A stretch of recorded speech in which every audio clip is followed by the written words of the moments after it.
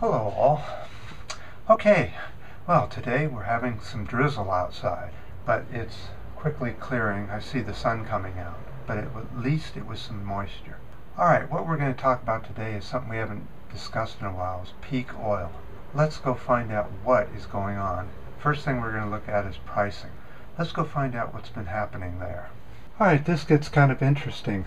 The only way I can really get you any real numbers is by bringing in crude oil and condensates. That's natural gas, ethane, ethane. There's a whole bunch of things that fall under condensate. But I can't really get you any good numbers without adding that to it. So we'll just put it in there. So let's look at prices on the crude oil part.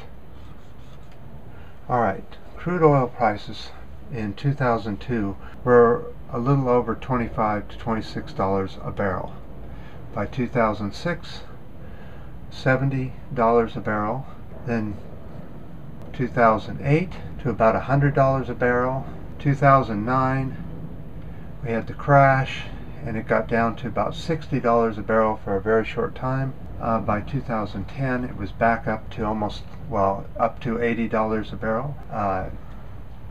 2011 we saw it almost at 118, 119, sometimes it went up to 120 a barrel, if you remember how high that was. Alright, then after that it just dribbled along until today, where we're down to around $82, $83, $86 a barrel for crude. That's an interesting arc. As you can see, it's in this fashion.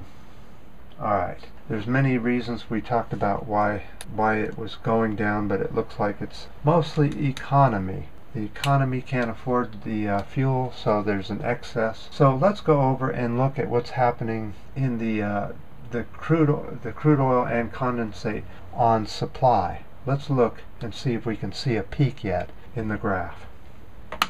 Okay, let's go over to another chart that shows us what it looks like, what the oil supply actually looks like, so it's easier for us to figure out what we're talking about. It's a little confusing, but let me just talk you through it. Okay, these are the numbers I found. You may find different numbers. The oil industry is known for not being accurate on purpose. They have their reasons. So this is crude oil and condensates. So what we're looking at here, the top color in the box is blue, is tight oil. That's your oil sands, that's your tar sands, that's unconventional oil, and condensates. Condensates are just mixed in here. I don't have them separate because they break down to so many different types that it would just take too much time. Okay, and then the red is the upgraded bitumen. Okay, so that's more kind of tight oil it's a little bit looser than tight oil, but it's still, they probably bring it in from Canada and they process it here. So in 2002, okay, then let me finish here. Then the black or brown in this case is non-upgraded bitumen. I don't know why I couldn't find figures without that in there, so I guess it's in there, and so what? So then the green is just crude oil, standard crude oil. So let's look at what things look like in 2002. So crude oil was way down here at, with everything mixed in, it was 43 million barrels per day in 2002 was what the production was. 2008 is when I said we saw peak oil, meaning peak crude oil, not sweet crude or anything else, just basic crude oil, because that's the oil that feeds most everything. It's almost all the oil, as you can see in these graphs. It is the main oil supply. Okay, so then in 2008 you had non-upgradable bitumen, and you had the upgraded bitumen, and just a tiny bit of tight oil started showing up here in this graph in 2008. The crude oil output was 72.5 million barrels per day output. By 2009, the crash had come. The world was not driving as much or manufacturing as much, and the oil supply crashed down. the crude oil was at 71 million barrels per day. Okay, 2010 came along and we were back up. We were at 74.5 million barrels per day with everything, tight oil, bitumen, non-upgraded, upgraded, and then conventional oil was at 72.5, same as 2008.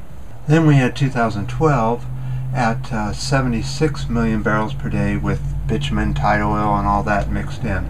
As you can see, the tight oil really started to pick up. However, the conventional oil went up to 73 million barrels per day. By 2013, we had gone up to 76 million barrels per day, just a little bit more than 2012, with everything mixed in. Now the thing with this one is, we saw an increase in tight oil and an increase in non-upgradable bitumen. Okay, the regular crude oil was at 72 million barrels per day. That's less than in 2008. Interesting. So 2014 year to date, we're all the way up to 77 million barrels per day. Crude oil is at 72 million barrels per day. Do you notice a path here of absolute flat? It couldn't get any flatter than this. However, the increase in tight oil has gone up quite a bit. However, my point is here that it took the entire U.S. to make that much tight oil. It took Canada and the U.S. to make this much bitumen. It took the entire world to make this much crude oil. If all this crude oil keeps going down year after year, this will have to pick up the pace. More air pollution, more greenhouse gases.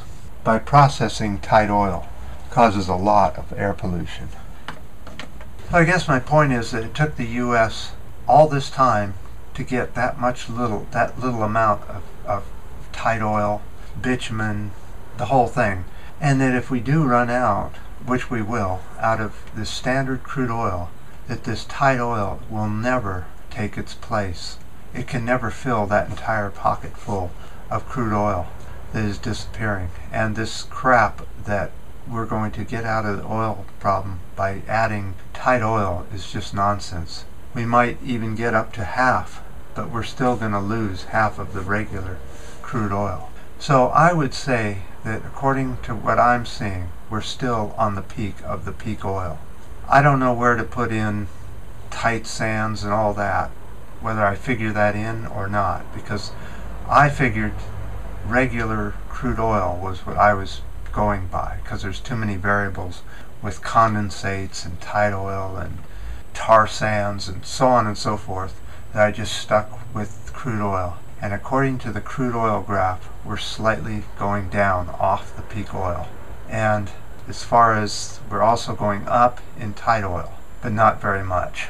So that's my latest look on what's happening with peak oil.